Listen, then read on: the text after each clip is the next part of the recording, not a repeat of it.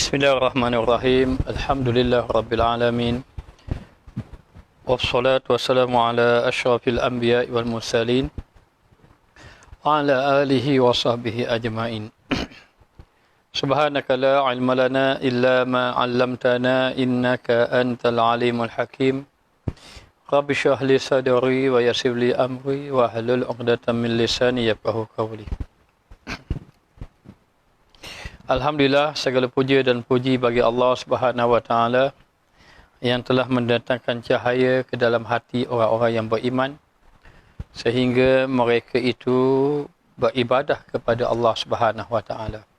Selawat dan salam ke atas junjungan Nabi kita Muhammad sallallahu alaihi wa alihi wasallam yang telah menunjukkan kepada kita jalan untuk kita beribadah kepada Allah taala, yang membersihkan hati kita, yang mendatangkan hati kita bercahaya melalui lidah baginda Rasulullah sallallahu alaihi wasallam dan juga perjuangan yang telah dibawa oleh baginda Rasulullah sallallahu alaihi wasallam.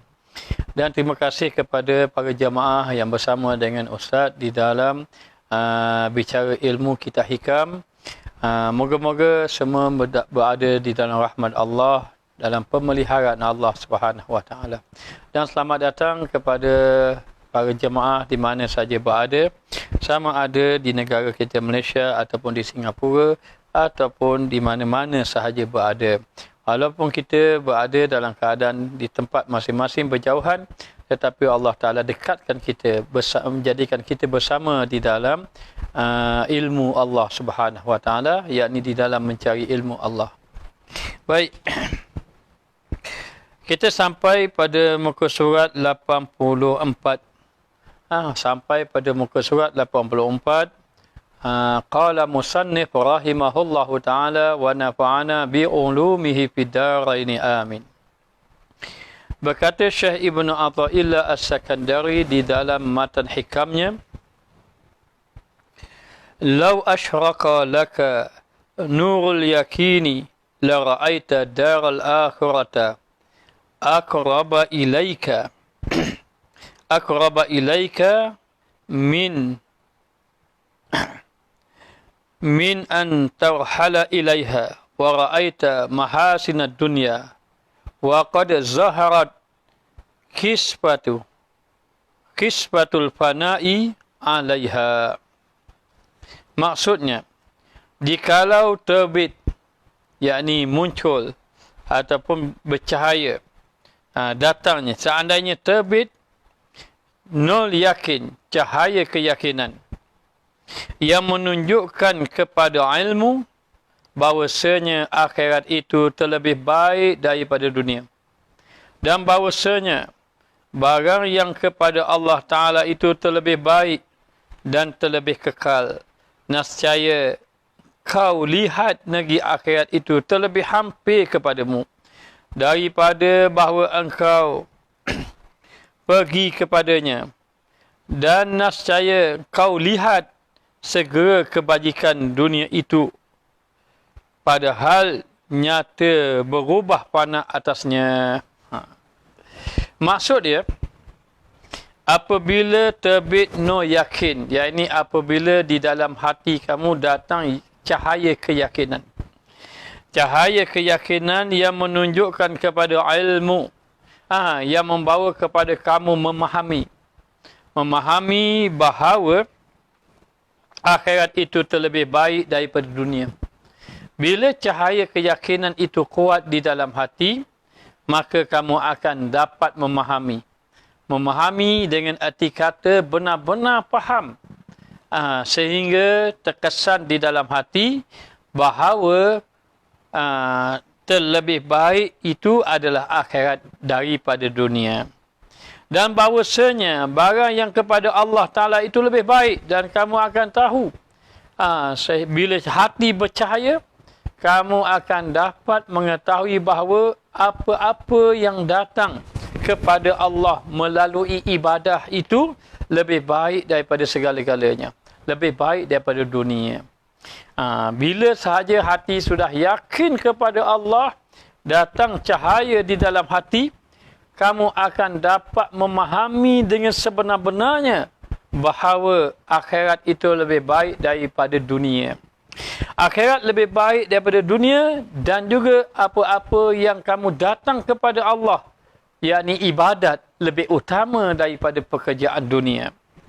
Ini setelah hati mereka itu bercahaya dan mengetahui dengan sebenar-benarnya akhirat itulah yang kekal, sehingga kamu lihat betul-betul bahawa akhirat itu hampir kepada kamu, sehingga kamu lihat benar-benar hampir itu, akhirat benar-benar hampir kepada kamu.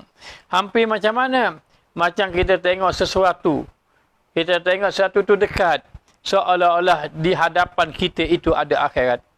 Sehingga apabila saja seseorang itu dalam keadaan sakit, maka dia fikir sakit akhirat lebih berat lagi. Ketika mana dia duduk dalam keadaan panas, maka dia fikir panas akhirat lebih lagi.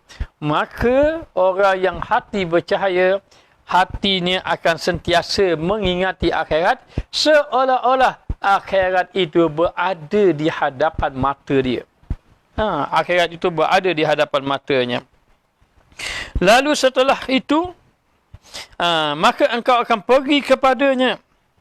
Nasaya engkau lihat segera kebajikan. Apabila sudah memahami, yakin betul di dalam hati, maka akan jadi kamu itu bersegera kepada Allah Subhanahu Wa Taala dan kamu akan melihat kebajikan dunia itu pada hal nyata berubah menjadi fana. Apa-apa yang ada pada dunia itu semuanya akan binasa. Jadi dipahami daripada matan ini begini. Apabila seseorang itu di dalam hatinya dia yakin kepada Allah, dan bila datang yakin kepada Allah, mendatangkan di dalam hatinya ada cahaya, maka cahaya keyakinan inilah yang menerangi hati sehingga dia dapat memahami. Dapat memahami dengan mengenal Allah, dia dapat memahami bahawa akhirat lebih utama daripada dunia. Dan banyak ayat-ayat Al-Quran yang menyatakan bahawa akhirat itu lebih baik daripada dunia. Walal akhiratu khairul laka minal ula. Akhirat itu lebih baik daripada dunia. Ada ayat mengatakan wal akhiratu khairul laka wa abqa. Akhirat itu lebih baik dan lebih kekal. Dan banyak ayat-ayat Al-Quran dan banyak ayat-ayat hadis-hadis Nabi yang menunjukkan bahawa akhirat itu lebih utama. Maka kita semua yakin, semua orang beriman yakin. Yakin tak ada kematian, yakin. Yakin bahawa selepas kematian itu adanya pembalasan, adanya nikmat, adanya azab pun yakin. Tetapi kenapa tidak beramal soleh? Bermakna keyakinan itu tidak kuat. Itu keyakinan yang lemah. Apakah yang dikatakan yakin? Yakin ini kata ulama adalah ilmu. Ilmu yang tidak dipengaruhi oleh waham. Ilmu yang tidak dipengaruhi oleh syak wasangka. Dan tidak dicampuri oleh keraguan. Maknanya ilmu itu yakin itu ilmu yang tidak terpengaruh dengan syak wasangka ataupun sangkaan dan tidak dicampuri dengan keraguan dan tidak disertai dengan was-was. Sama aja keraguan tadi, dan inilah dikatakan keyakinan, ataupun dengan arti kata lain, keyakinan itulah ilmu yang tidak ada ragu-ragu padanya. Pengetahuan ataupun ilmu ataupun pegangan yang tidak ada ragu-ragu. Maka ini dipanggil keyakinan. Maka keyakinan ini merujuk kepada mengenal Allah. Bila yakin kepada mengenal Allah, ketika itu dia akan dapat lihat. Akhirat pun jadi dekat. Dalam waktu yang sama, terkesan, terlihat daripada tingkah lakunya kepada ibadah kepada Allah Subhanahu Wa Taala.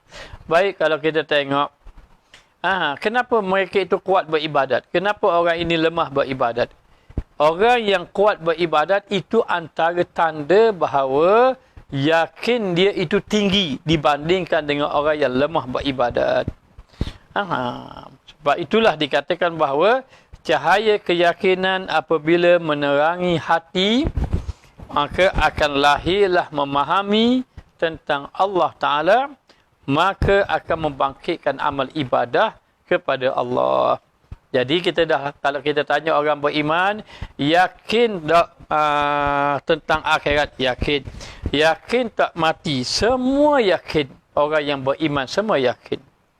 Tetapi kenapa lemah beribadat? Ini maknanya imannya lemah. Cahayanya malap. Cahaya dalam hatinya malap. Yakin tu yakin. Ibarat kata, mental itu ada, tapi ada mental yang kuat. 100 watt contohnya. Ada mental yang lemah, malap 20 watt saja. Contohnya. Maka, bila mana saja keyakinan itu lemah, maka lemahlah dia beribadah kepada Allah Subhanahu Wa Taala. Tapi kalau dia yakin kepada Allah Taala, maka kuatlah dia amal ibadah kepada Allah Subhanahu Wa Taala. Maka tengoklah kita. Kita boleh tahu tak kita punya ini keyakinan kita kuat tidak kuat. Maka lihat kepada amal ibadah kepada Allah Subhanahu Wa Taala. Maka raib ia daripada nazarmu hingga seolah-olah tiada ada ia. Maka mewajibkan baginya nazar yang yakin. Nazar ni memandang. Yang yakin ini akan zuhud di dalam dunia. Dan menjauhkan daripada kesukaan dan berhadap atas akhirat dan bersungguh bagi hadirnya kepada Allah. Apabila sahaja dia ini yakin dalam hati, maka dia sudah raib pandangannya kepada dunia. Hilang pandangannya kepada dunia, pergi pandangannya kepada akhirat. Kata ulama, seandainya ahli-ahli dunia itu memahami tentang kelebihan berzikir kepada Allah, nescaya ahli dunia akan tinggalkan dunia. Lalu dia akan menyibukkan dirinya dengan berzikir. Sebab itu dikatakan bahawa Nabi Allah Sulaiman alaihi salam mempunyai kerajaan yang hebat. Ketika mana dia berjalan, diiringi oleh bala tentera terdiri daripada manusia, terdiri daripada binatang, terdiri daripada jin-jin. Bahkan ada mengatakan terdiri daripada malaikat yang mengiringinya. Merupakan satu kerajaan yang paling besar. Tapi Nabi Allah Sulaiman mengatakan, bertasbih kepada Allah Ta'ala itu lebih besar daripada kerajaan dia. Subhanallah, walhamdulillah, wala ilaha illallah. Ataupun subhanallah. Subhanallah saja lebih besar daripada kerajaan Nabi Allah Sulaiman. Apa kata ulama? Kata ulama, dengan satu perkataan subhanallah, dengan perkataan subhanallah, paling kurang dia punya nilai dia paling kurang bersamaan dengan semua hasil dunia, semua kekayaan dunia itu digandakan dengan 7 kali. Dengan 7 kali hasil dunia, semua kekayaan hasil dunia, bukit-bukit semua menjadi emas. Contohnya, bukit-bukit gunung ganang semua menjadi emas. Semua menjadi milik dia. Harta kekayaan semua milik dia. Dunia itu dengan subhanallah. Dibandingkan subhanallah itu nilainya dengan 7 kali ganda. Maknanya 7 kali ganda dengan kekayaan dunia. Begitunya besar. Subhanallah. Abdul Rahman Ibn Auf. Hari itu perniagaannya laris. Perniagaannya maju. Maka ketika mana perniagaan Sayyidina Abdul Rahman Ibn Auf radhiyallahu anhu maju, orang berebut-rebut membeli barang-barang dagangannya, dia rasa gembira. Dia sangat gembira ketika itu. Lalu ketika itu dia sangat gembira, lalulah datangnya azan berkumandang. Bila azan berkumandang, Sayyidina Abdul Rahman ibn Auf pergi ke masjid. Yang sebelum pada ini, masa sebelum azan sudah ada di masjid. Tapi oleh kerana hari itu disibukkan dengan perniagaan, azan berkumandang, bergesa dia pergi ke masjid. Dan ketika mana dia pergi ke masjid sembahyang, lalulah ketika mana saja Rasulullah rakaat, dia bawa angkat takbir, dia pun rakaat dengan Nabi. Dia tidak ketinggalan rakaat, hanya menjadi makmum masbuk sahaja. Lalu lepas daripada itu dia rasa rugi. Dia rasa rugi walaupun dia untuk perniagaan, tetapi dia tak ketinggalan sedikit dengan Nabi dalam ibadat solat. Akhirnya dia pun menginfakkan hartanya. Perniagaan, keuntungan perniagaan hari ini diinfak fi sabilillah. Hamba-hamba dia ini dimerdekakan. Unta-unta yang membawa dagangan diinfak fi sabilillah. Maka dia bertanya Rasulullah, "Ya Rasulullah, saya telah menginfakkan demikian, adakah dapat menampung daripada sembahyang saya yang lewat?" Lalu Rasulullah mengatakan, "Wahai Abdul Rahman, wahai Sayyidina Abdul Rahman ibn Auf, wahai Abdul Rahman, seandainya kamu memiliki dunia dan segala isinya, kamu infak fisabilillah, tidak akan sama dengan ketinggalan sembahyang kamu bersama dengan Nabi Muhammad sallallahu alaihi wasallam." Sebab itulah bila hati dah bercahaya, tidak sibuk pada dunia. Maka apa kata pengarang kitab kita ini? Mengatakan bahawa ini kalau seseorang tadi sudah maknanya fana dah dunia, sudah tidak memandang, sudah raib dunia, sudah tidak memandang kepada dunia, lalu ketika itu memandanglah dia kepada akhirat dalam keadaan benar-benar yakin, maka dia akan jadi apa? Baik, dia akan jadi zuhud kepada Allah. Dia akan jadi zuhud yang pertama. Yang kedua, dia menjauhkan daripada kesukaan. Dia jauhkan daripada kesukaan, tak ada dah suka-suka dah. Maknanya lebih kepada mengingati Allah Ta'ala, jauh daripada kesukaan dunia. Dan yang ketiga berhadap dia atas akhirat. Maka dia akan tumpu kepada akhirat, lebih kepada akhirat. Dan yang keempat, bersegera bagi hadirnya, maka bersegera dia kepada amal, kepada beribadah kepada Allah Subhanahu Wa Ta'ala. Ini ada 4 kalau orang itu benar-benar yakin kepada Allah. Apa yang maknanya? Dan di dalam satu hadis, sahabat bertanya, "Ya Rasulullah, orang-orang yang hatinya bercahaya ini, ya Rasulullah, ada tak tanda dia?" Rasulullah kata ada. Apa tanda dia? Nabi mengatakan dengan 3. Yang pertama at-tajafi an daril ghurur. Yang pertama, dia merenggang daripada negeri tipu daya, yakni dunia. Apa maksud renggang tu? Renggang daripada negeri dunia. Maknanya dia ini mengurangkan tumpuannya kepada dunia. Kata ulama, maksud dia, kalau dahulu maknanya dia cari, kalau satu hari 3,000 dia cari, lain ni dapat 1,000 pun tak apa. Maknanya dia sudah renggang, mengurangkan kesibukan dia dalam mencari dunia. Ini nombor 1, tanda Nabi, tanda hati seseorang tadi ada cahaya. Yang kedua, al-inabatu ila daril khulud.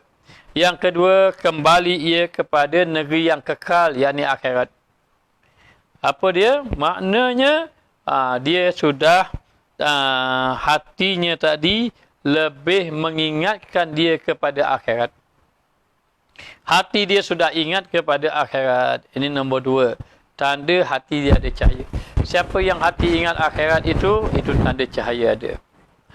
Masa belajar dengan Tuan Guru Haji Abdullah dahulu, duduk dengan beliau, kata sahabat-sahabat, duduk dengan Tuan Guru Haji Abdullah ini, kalau duduk dalam 2 tahun, 3 tahun akan rasa. Tahun pertama tak rasa. Apa dia rasa? rasa mari mikir, ingat ke mati, nak beribadat pada Allah. Masya Allah. Kenapa Tuan Guru Haji Abdullah ini ibadahnya kuat? Dia tak pernah bercakap benda-benda yang lara. Tak pernah dengar lah perkara yang lara sepanjang kita belajar dengan beliau. Ini salah seorang Tuan Guru kita. Maka banyak kepada akhirat.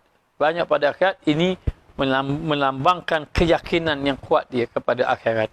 Jadi tanda orang yang akhirat tadi, maknanya hati dia ini kepada akhirat, kata ulama, dia akan gunakan masa dia kepada akhirat.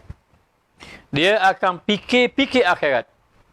Masa dia pada akhirat, dia akan fikir akhirat. Jadi inabah ila daril khulud bermakna hati banyak memikir akhirat. Dan yang ketiga al-isti'dadu lil mauti qabla nuzulihi. Dan yang ketiga, bersedia untuk kematian sebelum datangnya kematian. Kadang-kadang yang tadi dia mari ingat ke akhirat, ingat sama ke akhirat, ingat kepada Allah, ingat pada akhirat. Yang ketiga, bukti dia ingat pada akhirat, dia akan bersedia untuk kematian, yakni banyak beramal. Ingat kepada akhirat, dua perkara yang menghancurkan ingat kepada dunia. Cinta dunia akan dapat dimatikan. Obat kepada cinta dunia dua perkara. Apa dia obat pada cinta dunia tadi? Yang pertama, mengingati akhirat. Yang kedua, mengingati kematian. Orang yang banyak fikir mati, orang yang banyak fikir akhirat itu, maknanya fikir akhirat itu membawa kepada orang itu hilang rasa cinta kepada dunia. Tuan Guru Haji Abdullah mana tu Ustaz? Haji Abdullah Lubuk Tapah? Bukan. Tuan Guru Haji Abdullah di Kemaman. Di Kemaman. Tuan Guru Abdullah di Lubuk Tapah pun Masya Allah orangnya. Tapi yang Ustaz masukkan tadi adalah Tuan Guru Haji Abdullah Kemaman. Okey, baik. Maka itu tiga tanda, tanda hati bercahaya. Renggang daripada dunia maknanya mengurangkan dunia ataupun tidak sibuk dengan dunia. Kembali kepada negeri akhirat itu bermakna fikiran mereka, hati mereka tumpu pada akhirat. Dan yang ketiga, bersedia untuk kematian. Bersedia untuk kematian itu bermakna memperbanyakkan amal-amal soleh. Apa beza nombor 2, nombor 3? Nombor 2 lebih kepada fikir, ingat. Nombor 3 lebih kepada perbuatan, beramal dengan ibadat. Baik, ini bagi orang yang ada hatinya bercahaya. Moga-moga Allah Ta'ala kurniakan hati kita bercahaya. Dan apabila didapat oleh hamba itu, iaitu alamat terbuka dadanya, yakni lapang dadanya dengan demikian, itu seperti sabda Nabi SAW bahawasanya itu apabila masuk di dalam hati, cahaya itu apabila masuk dalam hati, maka terbukalah dadanya. Apa maksud terbuka dada? Maksudnya lapanglah hatinya, lapanglah hati dia. Terbuka dada maknanya hati lapang. Apa maksud hati lapang? Hati yang tenang. Hati tenang. Semakin ingat kepada Allah, semakin banyak cahaya dalam hatinya. Maka tanda hati tadi, tanda ada dalam hati, hatinya lapang, hatinya tenang saja, dan teranglah dengan dia, maka membawa kepada hati terang. Sebab tu kita bagi contoh, tanya sembahyang itu wajib tak? Wajib. Tapi kenapa malas sembahyang? Sebab malas sembahyang itu bukan tidak ada keyakinan, ada yakin, tetapi cahaya itu tidak ada dalam hati, ataupun cahaya itu ada tapi terlalu malap. Maka orang-orang yang dia tak mampu beribadat ataupun ibadat dia pun sekadar-sekadar saja, itu tanda bahawa hatinya itu kurang cahaya. Semakin banyak cahaya-cahaya dalam hati, semakin semangat beribadat kepada Allah. Maka dalam hadis banyak sebut, apa dia sebut dalam hadis? Dia sebut as-salatu nurun, sembahyang itu cahaya. Wal Qur'anu nurun, ya ini Quran itu bercahaya. Sembahyang jemaah bercahaya. Wa zikru nurun, zikir bercahaya. Banyak hadis-hadis menceritakan tentang maknanya setiap ibadat itu mendatangkan cahaya di dalam hati. Mendatangkan cahaya dalam hati. Maka dikata orang pun tanya, wahai Rasulullah sallallahu alaihi wasallam, adakah bagi yang demikian itu daripada alamat? Ada tanda ke ya Rasulullah? Ada tanda ke orang itu ada cahaya dalam hatinya? Adakah yang demikian itu daripada alamat dikenal dengan dia? Ada tandakah yang kita boleh mengenal bahawa dalam hati orang itu ada cahaya?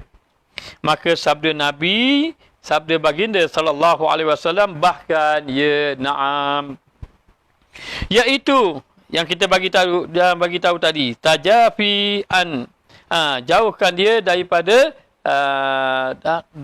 daril ghurur, maknanya daripada negeri tipu daya, iaitu menjauh daripada negeri yang ghurur, yakni negeri yang tipu daya.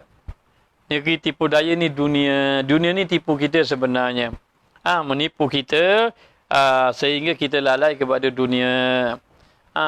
Macam-macam dunia, tahta pun dunia, jawatan pun dunia, orang pun berebut nak jadi jawatan, nak dapat jawatan. Jadi benda tu dunia, tertipu daya saja. Kemudian orang berebut-rebut mau cari jalan macam mana nak dapat harta banyak, pun dunia juga. Tu dunia juga. Jadi cari tu cari, sebab kita duduk atas muka dunia. Tapi jangan sampai kita lalai kepada Allah. Jangan sampai kita terganggu ibadat kita kepada Allah. Dan kembali kepada negeri khulud. Al-inabah ila daril khulud. Ini kembali kepada negeri khulud. Apa makna dia? Maknanya banyak memikirkan akhirat. Banyak mengingatkan kepada akhirat. Dan bersungguhnya bagi mati. Bersungguh dia bagi mati, yakni bersedia untuk kematian. Wal isti'dadu lil mauti qabla nuzulihi. Bersedia dengan kematian sebelum datangnya kematian tadi. Inilah 3 tanda tadi yang Nabi sebut antara tanda cahaya dalam hati tadi. Hati orang itu bercahaya ada 3, yakni merenggangkan daripada dunia, menyibukkan diri dengan akhirat, bersedia untuk kematian. Begitulah.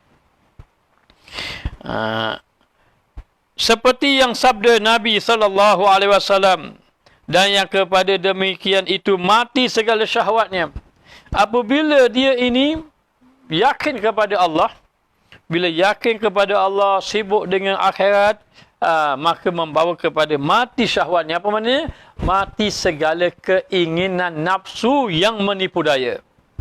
Macam kita kata tadi, apakah penghapus cinta dunia? Penghapus cinta dunia ialah ingat akhirat, ingat kematian. Dan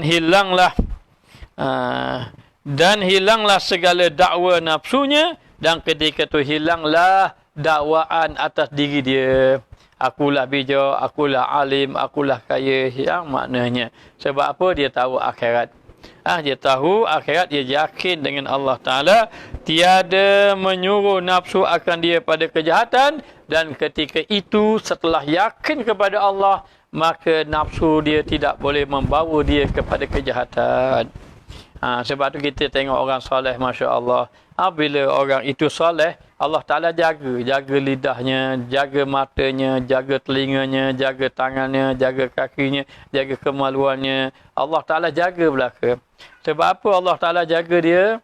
Sebab yang pertama, sebab Allah Ta'ala kasih pada dia, itu tak dapat nafikan. Tetapi dia adalah orang yang berusaha menghidupkan hatinya. Setelah hatinya hidup, hati yang sudah bercahaya, maka dia akan dapat penjagaan daripada Allah Ta'ala. Bila dia dapat penjagaan daripada Allah, macam mana jadi semangat beribadat? Dia semangat beribadat kerana ketika itu dia melihat bahawa akhirat itu bagaikan berada di hadapan mata. Kata Sayyidina Ali, karramallahu wajhah, kalaulah Allah Ta'ala membuka akhirat, maka maknanya tidaklah bertambah aku akan keyakinan. Kenapa? Memang Sayyidina Ali dah yakin kepada Allah Ta'ala. Tanpa melihat akhirat pun sudah yakin akhirat. Maknanya sudah cukup. Sehingga dikatakan bahawa ada satu hadis yang menceritakan pada satu hari Rasulullah sallallahu alaihi wasallam berjalan-jalan. Satu hari baginda sallallahu alaihi wasallam berjalan-jalan, ketika itu baginda sallallahu alaihi wasallam berjumpa dengan satu orang pemuda daripada kaum Ansar daripada Madinah. Nabi jalan jumpa seorang pemuda Madinah. Lalu Nabi bertanya kepadanya, dia, bagaimana keadaan kamu pada pagi ini, wahai Harisah? Namanya Harisah. Ini pemuda Madinah. Rasulullah tanya dia, bagaimana keadaan kamu hari ini, pagi ini bagaimana? Dia menjawab, pada pagi ini alhamdulillah bahawa sesungguhnya aku benar-benar beriman kepada Allah. Aku benar-benar beriman kepada Allah Ta'ala. Nabi berkata kepadanya, fikirkanlah apa yang kau ucapkan. Betul ke ni? Kamu benar-benar beriman. Cuba kamu fikir apa yang kamu ucapkan. Kerana sesungguhnya bagi tiap-tiap perkataan ada hakikatnya. Bagi tiap-tiap agama, tiap-tiap perkataan ada dalilnya. Ada buktinya. Kalau mu kata kamu beriman, apa bukti kamu beriman? Apa hakikat sebenarnya kamu berkata kamu beriman kepada Allah? Maknanya apa? Rasulullah tanya, apa hakikat iman kamu? Rasulullah tanya dia. Lalulah pemuda itu menjawab, wahai Rasulullah sallallahu alaihi wasallam, hatiku telah lari daripada dunia. Hatiku telah lari daripada dunia. Kerana itulah, setelah hatiku lari daripada dunia, maka aku pun tidur di malam hari. Aku pun tidak tidur di malam hari, dan aku sentiasa haus di siang hari dan lapar di siang hari. Apa maknanya? Maknanya dia malam dia berqiyamul, siang dia berpuasa. Kata Fudail Ibn Iyad. Fudail Ibn Iyad ini dia perompak satu ketika dahulu. Maka Fudail Ibn Iyad dia masuk dalam rumah orang di lewat malam. Dia nak mencuri rumah orang. Dulu orang curi lewat malam. Lah ni siang hari orang curi terang bagus. Maknanya, maka lewat malam dia curi, dia masuk dalam rumah orang tadi. Oh, dalam rumah tadi satu keluarga sembahyang tahajud.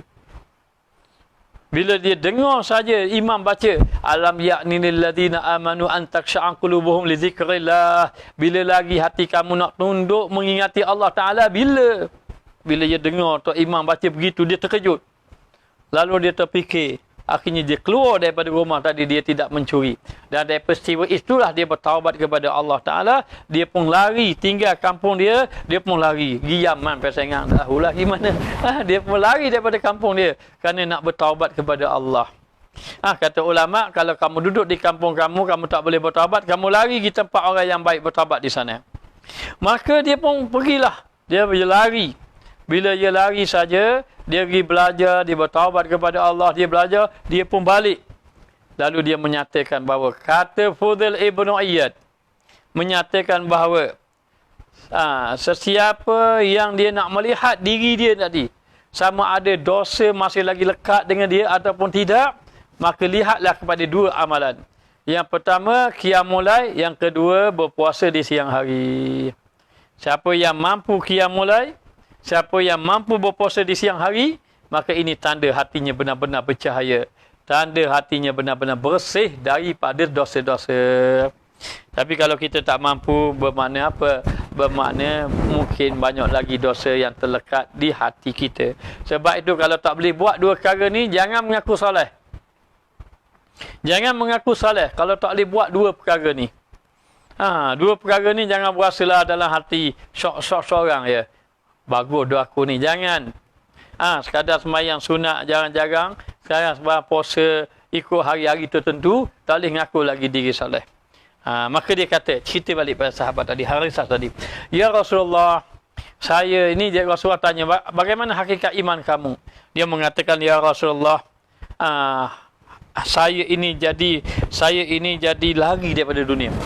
Saya jadi tambah kepada dunia. Oleh kerana itulah saya tidak tidur malam dan saya sentiasa lapar di siang hari dan haus di siang hari. Maknanya saya tak tidur malam, saya tak main WhatsApp. Saya tak tidur malam, saya tak main WhatsApp, saya tak main Facebook. Habis tu, buat benda apa? Habis tu, saya bangun malam, saya berqiyamul lail. Kemudian di siang hari, saya berpuasa. Akibat hasil daripada dia malam tak tidur, siang dan berqiyamul lail, dia berpuasa siang hari, akhirnya apa yang berlaku kepadanya, dia seolah-olah muncul melihat akhirat di hadapan mata. Seolah-olah aku muncul di arasy Allah Ta'ala. Dan perasaan aku melihat ahli syurga saling ziarah, menziarahi katanya. Dan aku melihat ahli neraka saling meminta bantuan, menjerit-jerit mereka di dalam neraka. Mereka kepanasan dengan azab yang begitu pedih.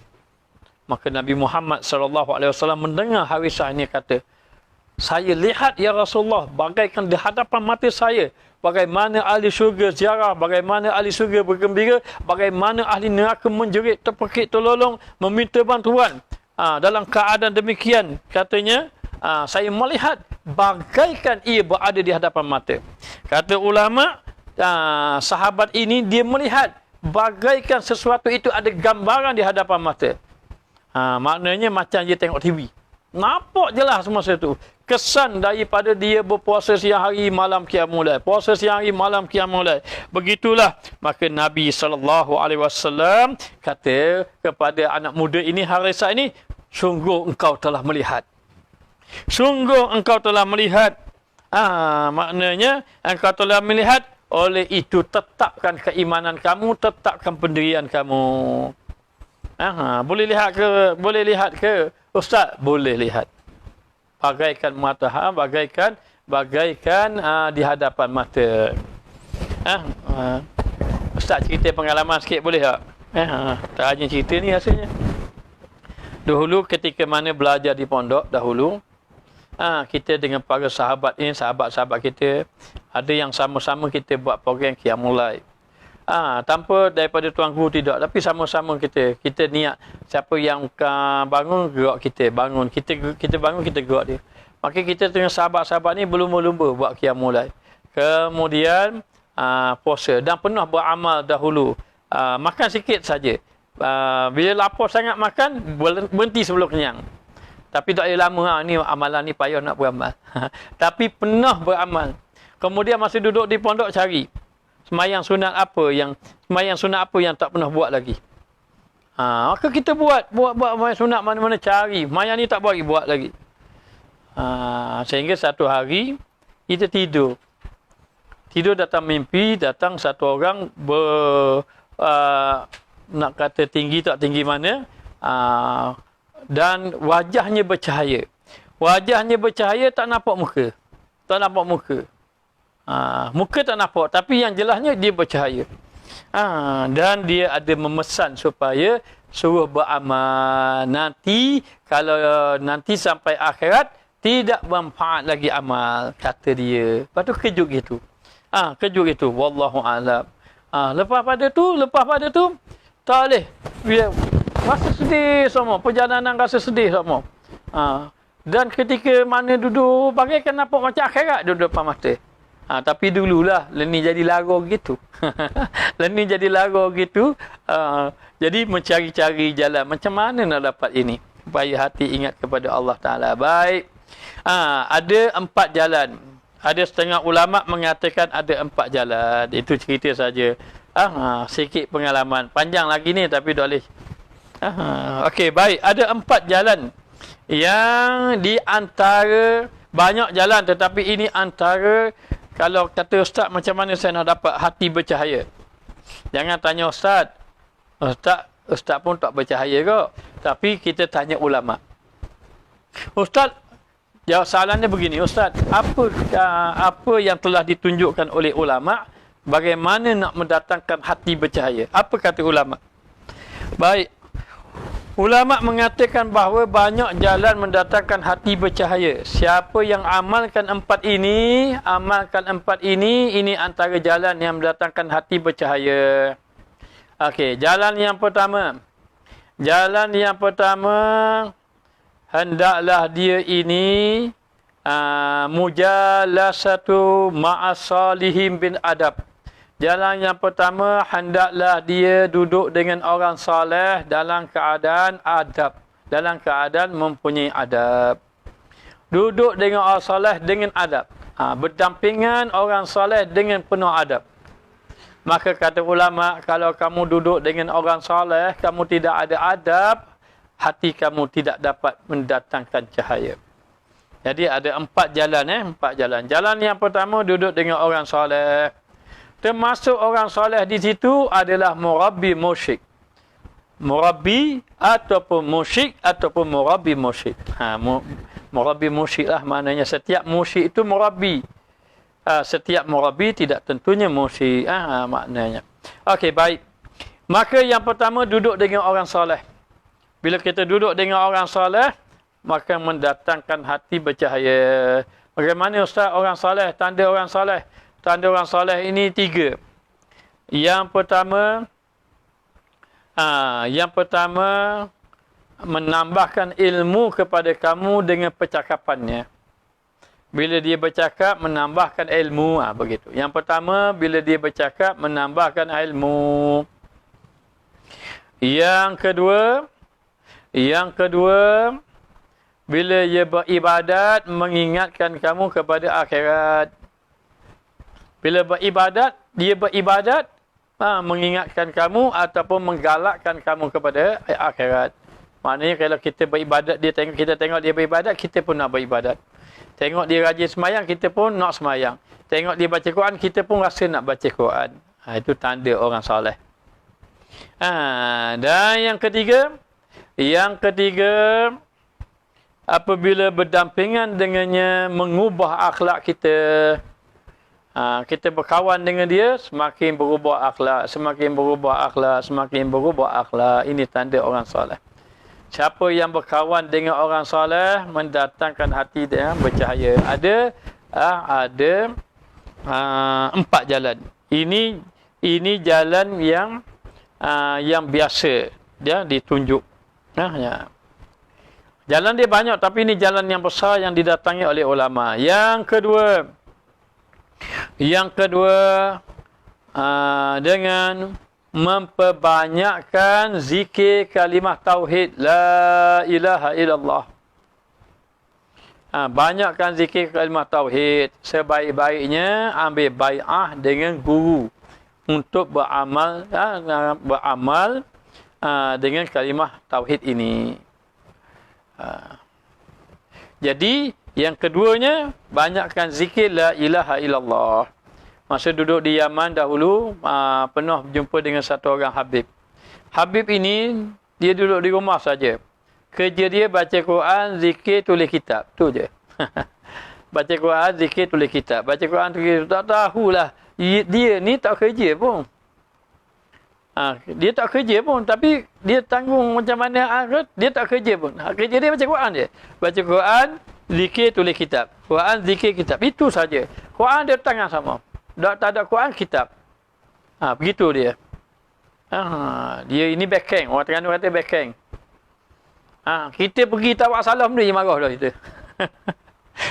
Dalam hati tabak malah pergi. Malah pergi dah.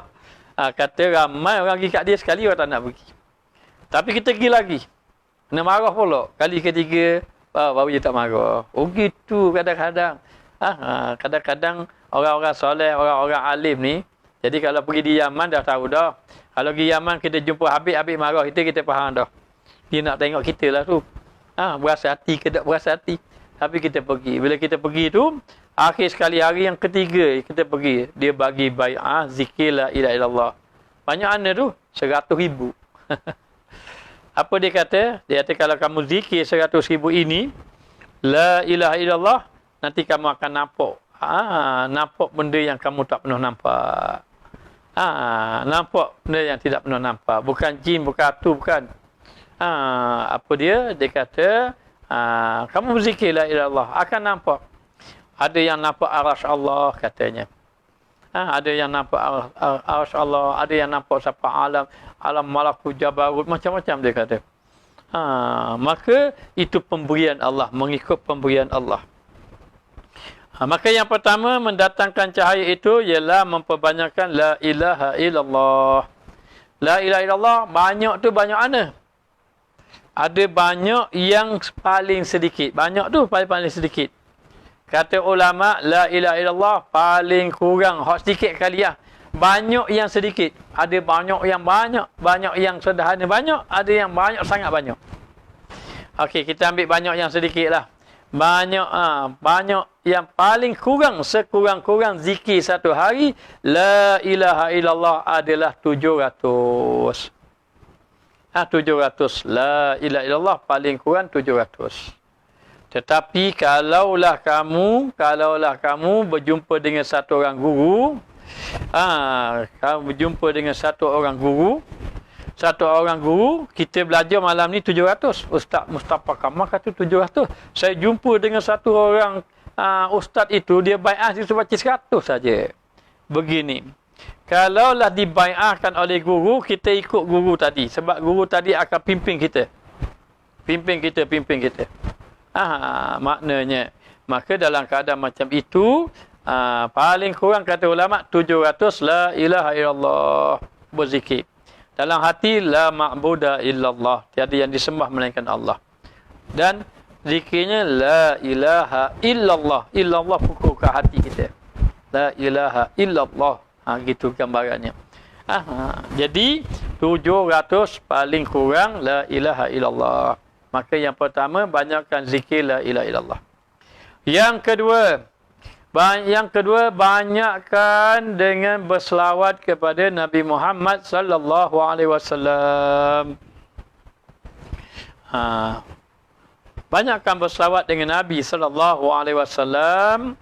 Banyak itu berapa? Banyak, ada yang banyak yang paling sikit, sederhana dan paling banyak. Nanti tentang banyak, sederhana banyak tu kita bicara kemudian. Paling kurang selawat Nabi Allahumma salli ala sayyidina Muhammad itu paling kurang adalah 300. 300 tapi kalau guru bagi bai'ah ikut guru. Ikut guru maknanya. Paling kurang 700 ini kata ulama. 300 bagi selawat, tapi kalau guru kata bai'ah 100. Macam dulu kita bai'ah dengan Sidi Yusuf Al-Hasani. Yusuf Al-Hasani beliau minta 100 selawat, 100 la ilaha illallah, 100 maknanya istighfar. Siang malam jadi 200 je. Tak apalah ikut guru bagi. Maka dalam keadaan macam itu dikatakan bahawa yang kedua adalah banyakkan selawat kepada Nabi kita Muhammad sallallahu alaihi wasallam. Bagi orang yang pernah melihat Rasulullah sallallahu alaihi wasallam dalam mimpi. Mungkin di kalangan kita pernah jumpa Rasulullah lah. Kalau pernah jumpa Rasulullah rasa nak khabar ke ustaz nak jumpa. Kalau kata saya ustaz pernah jumpa Rasulullah, jumpa beritahu ustaz nak jumpa. Kerana biar ustaz pergi tak apa, kita nak jumpa orang yang jumpa Rasulullah. Tapi jangan tanya ustaz mimpi dah Rasulullah. Jangan tanya berapa, daklah ajak tanya soalan itu pada kita. Maka dikatakan bahawa siapa yang pernah mimpi Rasulullah ketika dia berselawat, dia hendaklah menggambarkan Rasulullah berada di hadapan mata. Dan dia gambarkan Rasulullah tadi. Rasulullah tadi. Maknanya digambarkan Rasulullah di hadapan mata. Dan sesiapa yang tidak pernah mimpi Rasulullah sallallahu alaihi wasallam ketika mana dia berselawat, dia boleh menggambarkan bahawa dia ini berada di hadapan maqam Nabi Muhammad sallallahu alaihi wasallam. Ini cara dia nak berselawat. Jadi yang mendengar kuliah ini boleh diamalkan 700 la ilaha illallah dan juga selawat 300. Kemudian dikatakan bahawa yang ketiga banyakkan selawat Nabi, dan yang keempat bertafakur. Tulis molek-molek tu, takut salah tulis. Salah tulis jadi berdengkur. Maknanya bertafakur. Apa makna bertafakur? Yang dimaksudkan di sini untuk menghidupkan hati itu bertafakur adalah dengan banyak berfikir binasanya dunia. banyak berfikir tentang kebinasaan dunia dan juga ahli dunia banyak binasa. Jadi binasa tadi banyak memikirkan tentang kebinasaan dunia dan juga memikirkan tentang kehidupan akhirat. Maka empat jalan ini. Jadi jalan yang keempat, dulu tuan guru kita beritahu, dia kata hendaklah kamu meruangkan satu masa dengan Allah. Sama ada nak tidur malam ke, ruang sekejap, ataupun setiap kali lepas sembahyang ambil tafakur sikit sekejap. Maknanya untuk kita mengingatkan kepada Allah. Yang afdalnya nak tidur malam. Tidur malam, kalau tak ada, yang afdalnya lagi duduk di atas sejadah menghadap kiblat, tafakur sekejap. Ataupun ketika mana kita baring. Ketika mana kita baring, kita pun bertafakur, ingatkan tentang apa dia? Tentang kebinasaan dunia, tentang dosa-dosa yang kita lakukan dan seumpamanya. Maknanya ini mendatangkan cahaya di dalam hati. Apabila datang cahaya dalam hati seseorang tadi, insya-Allah hatinya akan tenteram. Hatinya akan tenteram. Ustaz, apa kelebihan mimpi Rasulullah SAW? Kelebihan mimpi Rasulullah ini, Rasulullah mengatakan bahawa sesiapa yang mimpi Rasulullah, melihat wajah Rasulullah, maka dia ini akan selamat daripada azab api neraka. Neraka tidak malu untuk mengazab orang yang pernah mimpi Nabi SAW. Jadi begitulah. Tapi orang yang dapat mimpi Nabi ini adalah orang-orang yang istimewa di sisi Allah Ta'ala. Jadi bila saja hati sudah bercahaya, insya-Allah dengan amal empat perkara itu, maka akan jadi rindulah hatinya kepada Allah. Dia akan rindu dan hatinya tenteram saja duduk di bawah keagungan dan kebesaran Allah Ta'ala. Maka dia akan mudah bersegera untuk mencari keredaan Allah. Yang ini dipermudahkan beribadat dan Allah Ta'ala akan memberi apa yang dia inginkan. Apa yang diinginkan oleh orang soleh? Orang soleh tak macam kita. Mereka tak ingin macam kita nak kaya dah. Mereka tak ingin nak dapat pangkat dah. Itu orang-orang soleh yang mereka inginkan apa? Mereka inginkan Allah redha ke dia sudah. Asal Allah Ta'ala redha saja. Itu dia. Sehingga dikatakan bahawa dia akan mabuk dengan minum air kasih sayang Allah. Gitu gambarannya. Maka sungguh dia akan melihat semuanya, pandangannya dilihat dengan pandangan mata hati. Jadi seolah-olah mata kita yang zahir melihat, hati kita tidak melihat. Tetapi orang yang saleh, bila datang cahaya, akhirnya ada melihat. Kenapa kita dapat melihat? Kenapa kita dapat melihat? Kita dapat melihat kerana ada cahaya. Tapi kalau tidak ada cahaya, gelap, bila cahaya tidak ada cahaya gelap, maka tiang depan mata pun tak nampak. Tiang di hadapan mata pun nampak. Kenapa tiang di hadapan mata tak nampak? Sebab tidak ada cahaya. Kenapa tidak nampak akhirat? Sebab tidak ada cahaya. Bila tidak ada cahaya, maka tidak nampaklah dia akan akhirat. Maka demikianlah dikatakan bahawa hamba Allah apabila disenari oleh Allah Ta'ala di dalam hatinya cahaya, cahaya itu dimasukkan juga cahaya keimanan. Maka orang itu pun maknanya akan lapang dadanya. Sebab itu dikatakan anak muda tadi berkata, sambung tadi anak muda, Rasulullah kata, sungguh engkau telah melihat. Oleh itu kamu tetapkan pendirian kamu, tetapkan pegangan kamu. Lalu anak muda berkata, wahai Rasulullah, berdoalah Tuhan kepada Allah, buatku biar aku mati syahid. Ya Rasulullah, tolonglah doa kepada saya biar saya mati syahid. Lalu Rasulullah SAW pun berdoa untuk dia.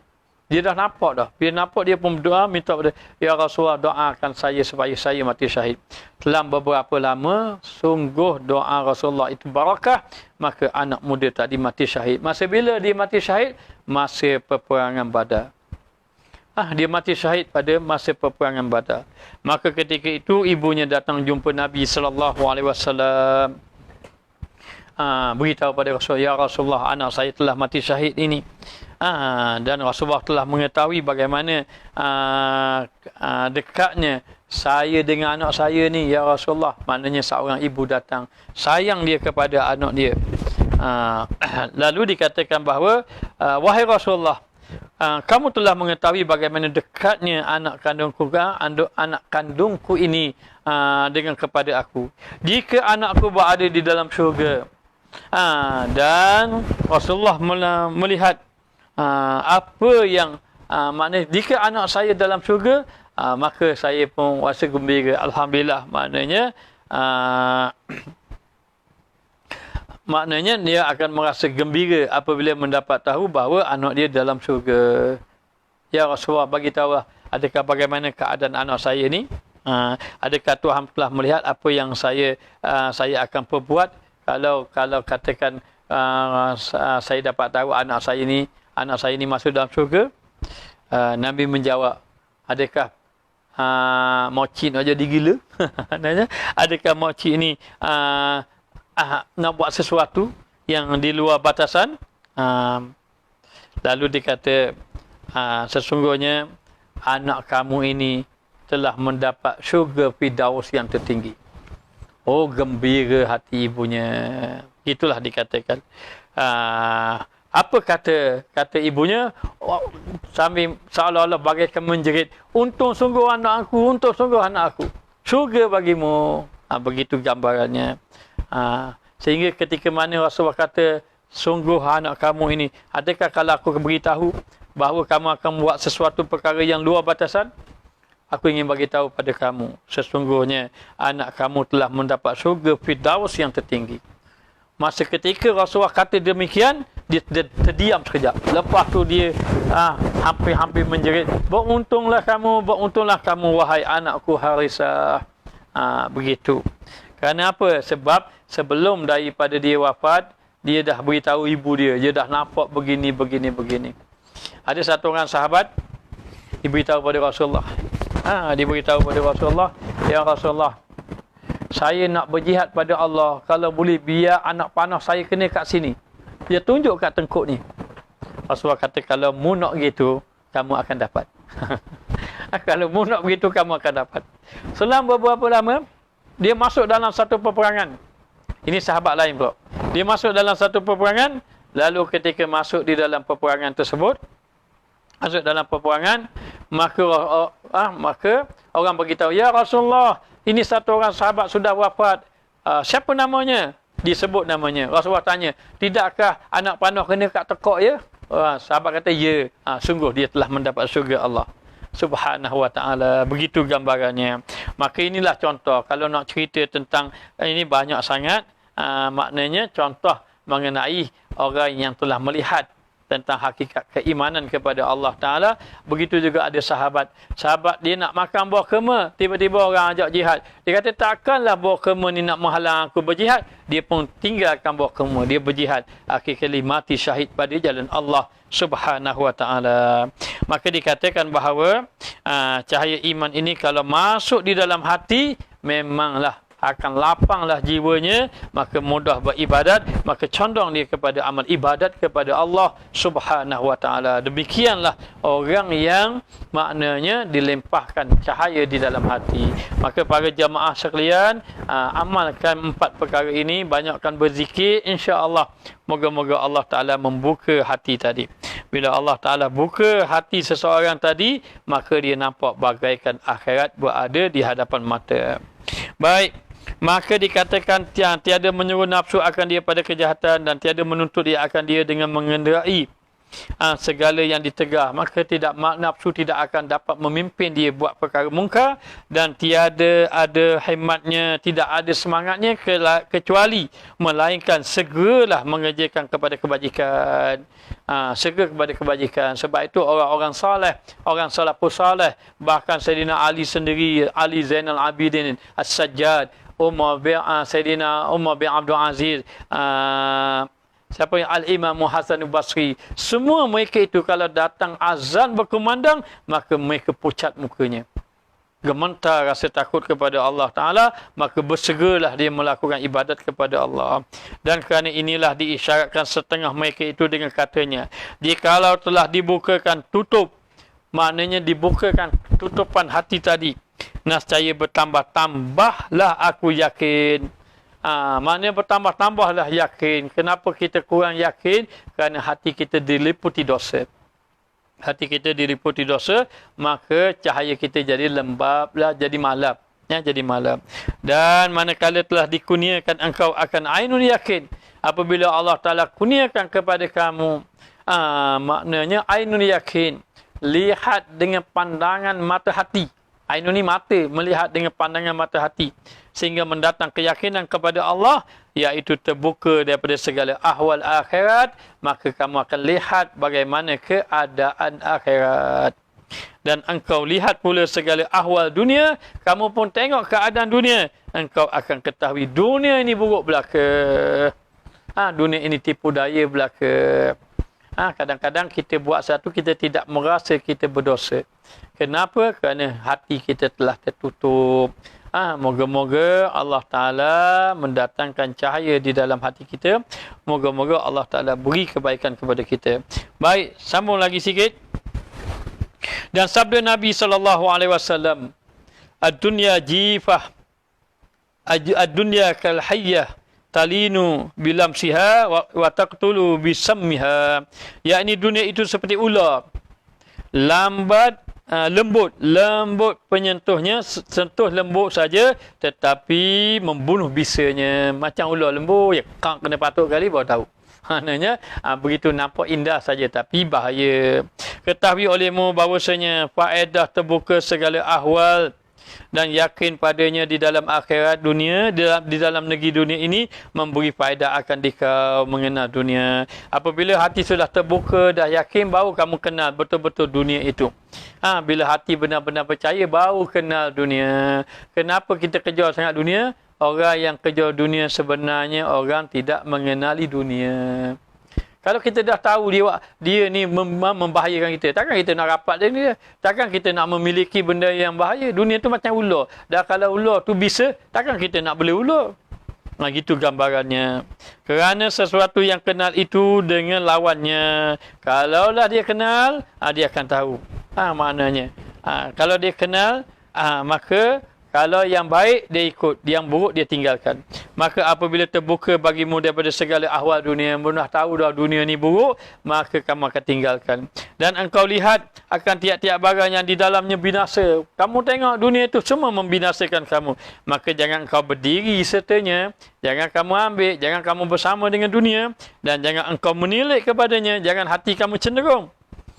Ambil tak apa, tapi jangan cenderung hati. Ambil zahir saja. Maknanya kepadanya, kerana bahawasanya daripada orang yang salik, orang yang berjalan kepada Allah Ta'ala itu tiada menilik ia kepada yang binasa. Dia orang yang berjalan pada Allah, dia tak tengok kepada perkara yang binasa.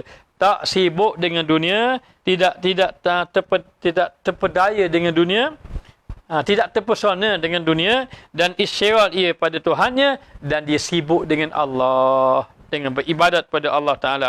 Yang memilih daripada tiap-tiap yang fana, Allah yang berkuasa yang memegang dunia. Dan yang fana yang binasa hingga sampai ia kepada hakul yakin, akhirnya dia sampai dengan sebenar-benar yakin kepada Allah Ta'ala. Kerana bahawasanya orang yang dikurniakan kepada hakul yakin ini, kepada hakul yakin itu baqa' dia dengan Allah, kekallah dia dengan Allah. Barang siapa yang baqa' dengan Allah, maka adalah syuhudnya Allah, yang dia pandang itu Allah. Jadi sekadar ini saja, insya-Allah. Yang ini akan ada kaitan dengan matan yang akan datang, insya-Allah. Moga-moga kita dapat menyambungnya besok, dan kita bersyukur kepada Allah Ta'ala kerana dapat menyampaikan, dapat bersama-sama dalam majlis ilmu pada malam ini. Ada pun faham tidak faham, kita serah kepada Allah.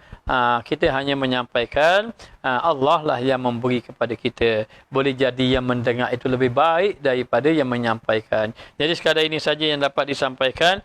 Minta maaf di atas segala kekurangan. Moga-moga Allah Ta'ala memberi kepahaman kepada kita semua. Moga-moga Allah memberi kekuatan untuk kita beramal. Jadi sekadar ini saja dapat disampaikan. Ustaz sudahi dengan wabillahi taufiq wal hidayah. Wassalamualaikum warahmatullahi wabarakatuh.